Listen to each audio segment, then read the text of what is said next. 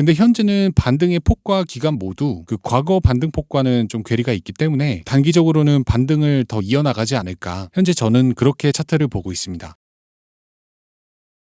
안녕하세요. 퐁크입니다. 최근 비트코인이 큰 폭으로 하락을 했다가 계속 횡보를 하면서 이제 많은 시장 참여자분들이 시장을 떠나고 계신데요. 게다가 이제 코스피 같은 경우엔 급등을 하면서 시장 참여자분들이 그쪽으로 많이 가시는 것 같더라고요. 동기간에 나스닥이나 금도 잘 버텨주면서 상대적으로 비트코인의 매력도가 되게 많이 떨어진 시기가 아닌가 싶습니다. 일단 오늘은 그에 대해서 제 생각을 말씀드리기 위해 녹화를 시작했고요. 결론부터 말씀드리자면 비트코인 시즌이 종료된 것은 맞지만 단기적으로는 반등할 가능성이 높지 않을까라고 보고 있습니다. 일단 본격적으로 제 관점 말씀드리기에 앞서서 지난 관점 짧게 복귀하고 넘어갈게요. 일단 지난 관점은 이 120주선을 이탈했기 때문에 어딘가에서 저가를 만들고 다시 120주선을 돌파할 때 이때 매수하는 관점이었는데요. 현재까지는 120주선 밑에서 계속 횡보를 하고 있기 때문에 지난 영상에서 말씀드린 것처럼 매수나 매도를 따로 진행하진 않았습니다. 이 중장기적인 관점은 계속 유효하고요. 이 120주선 밑에서 저가를 만들고 다시 120주선을 돌파할 때 이때 현물을 좀 크게 매수하는 현재까지는 그 전략을 계속 갖고 있습니다. 자, 지난 관점 복귀는 여기까지 하고 이어서 오늘 관점으로 넘어가 볼게요. 자, 지금부터 제가 보고 있는 뷰를 말씀드릴 건데요. 앞서 말씀드린 것과 크게 다르진 않습니다. 일단 시즌 종료에 가까워진 거는 사실이고 다만 단기간 내에 빠르게 빠졌기 때문에 기술적으로 반등한 다음에 떨어지지 않을까라고 보고 있습니다. 그 첫 번째 근거로 지난 사이클의 하락장을 볼게요.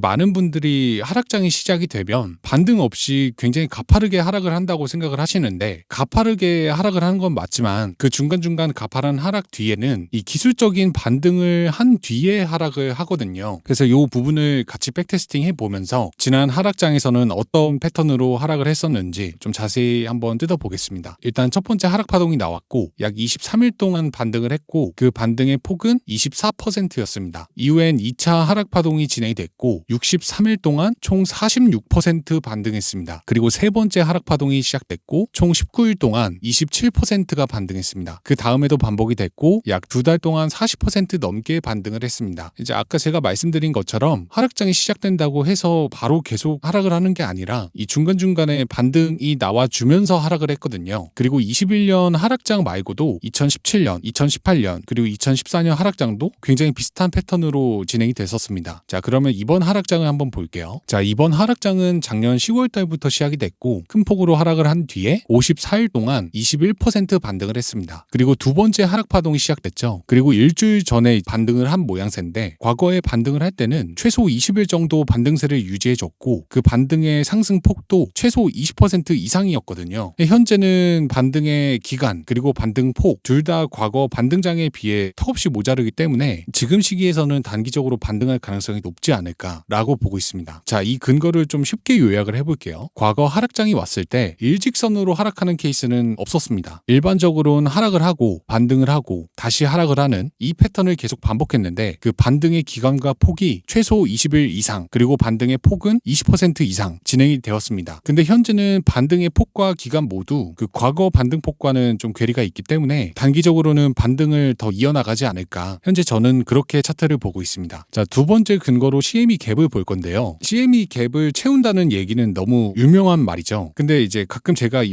CME 갭을 근거로 가져오면 CME 갭이라고 무조건 다 채우는 거 아니다 라고 댓글을 달아시는 분들이 계시더라고요. 저는 다 채운다고 말씀드리지 않았고 되게 높은 확률로 채운다고 말씀을 드렸었거든요. 저도 다 채우지 않는다는 거는 알고 있고 다만 채울 확률이 90%를 넘기 때문에 이 확률에 근거해서 매매를 하는 우리로서는 이보다 더 좋은 기술적인 지표는 없는 것 같아서 이렇게 CME 갭을 근거로 가져오게 됐습니다. 실제로 백테스팅을 해보시면 아시겠지만 이 CME 갭은 90%가 넘는 확률로 채웠습니다. 그 말인즉슨 이번에도 그 90%의 확률로 채울 가능성이 있다는 얘기인데 이보다 높은 기술적 지표가 없기 때문에 현재 상황에도 CME 갭을 근거로 쓰는 게 확률적으로 유리하지 않나 라고 생각을 하고 있습니다. 그 CME 갭은 현재 83K 후반대에 위치를 하고 있고요. 이 최저가 부근에서 저가를 만든 뒤에 반등을 해서 갭을 채우고 그 다음에 다시 하락하는 이런 그림을 현재까지는 보고 있습니다. 하겠습니다. 오늘 영상의 결론을 말씀드릴게요. 일단 앞선 두 근거를 보셔서 아시겠지만 최저가 부근을 다시 한번 테스트하고 반등을 해서 CME 갭을 해소한 다음에 다시 하락을 하는 이러한 추세를 보고 있고요. 요 자세한 가격은 제가 멤버십과 텔레그램에 공지를 했으니까